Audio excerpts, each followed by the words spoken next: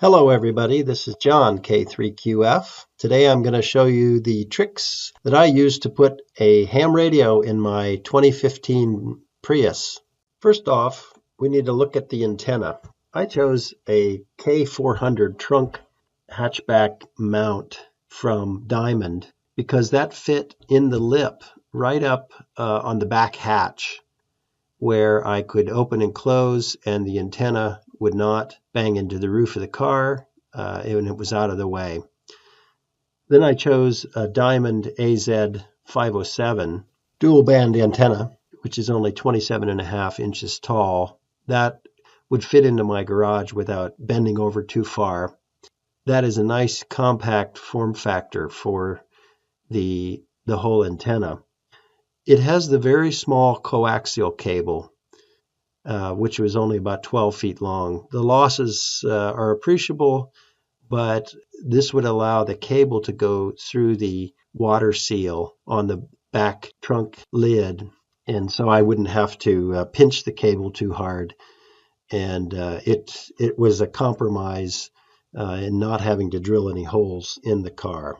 So the K400 mounted on the rear trunk lip, the antenna cable snaked to the back left side of the car, and you can see that the radio body, I had to split the radio on my Yaesu FT-7800, control head in the front and the radio body in the back, which is perfect for the Prius. This Model 3 Prius has a wheel, has an empty well in the back left corner that has a hatch to put over it.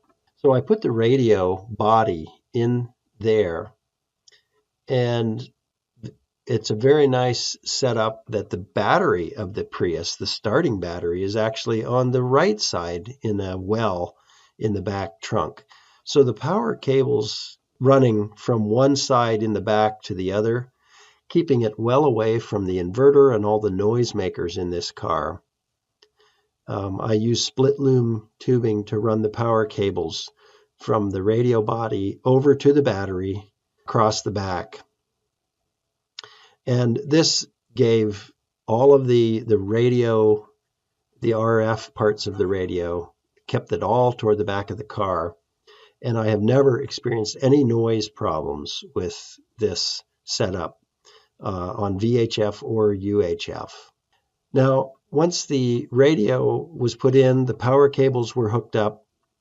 Of course, you don't want to put the fuse into the fuse holders until the radio control head is mounted and hooked up front. But I ran the two control cables, the one control cable, and then there's a second cable for the speaker. I ran those forward through split loom, tucking it behind the trim of the Prius. It's fairly tight, but if you use small split loom, the cables are fairly small. And there are some places where the cables are somewhat exposed, but I put the floor mats over them. Then I ran them forward to the front of the car. So the cables are running forward from the radio body in the back, and they run up on the driver's side up to this Generation 3 Prius has what they call the flying buttress, which is the gear shift lever, the radio, and some of the other controls. And underneath those controls is a compartment to put CDs and sunglasses, etc. And I have mounted the speaker facing forward. I have an MFJ speaker that is very loud, so even forward facing, it gives plenty of audio in the cabin of the car. So that plugs into the one cable that runs forward. The other goes up to the control head. And I had to find a place on the dashboard somewhere to mount the control head of this Yaesu 7800. And there's a spot between the two cup holders that is just about right. And so I made an angle bracket, bent it just to the right angle, bolted it onto the front of the cup holder, and then onto the bottom of the control head bracket. And you can see that it is one small bracket holding it in there, 2 holes screwed into the brand new cup holder, which won't be visible when you take them out. No one looks forward like that. And then I did not put a mic holder on because the mic just tucks underneath the flying buttress when it's not being used. Or you can, if I'm actively using it, I can put it in one of the cup holders. In addition, then the mic was sticking out the side. This control head on this radio has a mic connector on the side of it.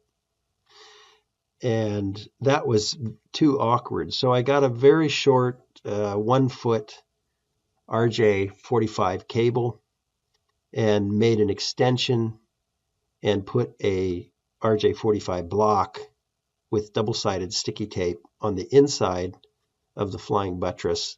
And you can see that the mic cord is out of the way and still gives a long enough reach for the driver or the passenger using the radio. This setup has been used now for about 2 years. It's really worked out well. And for this generation of Prius, you can't do much better in terms of mounting a radio.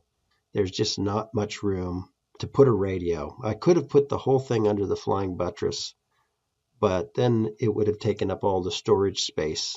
And this way, the control head is plainly visible. And like I said, I've never had any noise problems with it. I'm able to hit repeaters well enough that I think this is one of the best solutions that I can imagine for a Prius. I hope you enjoy this. Good luck with your project.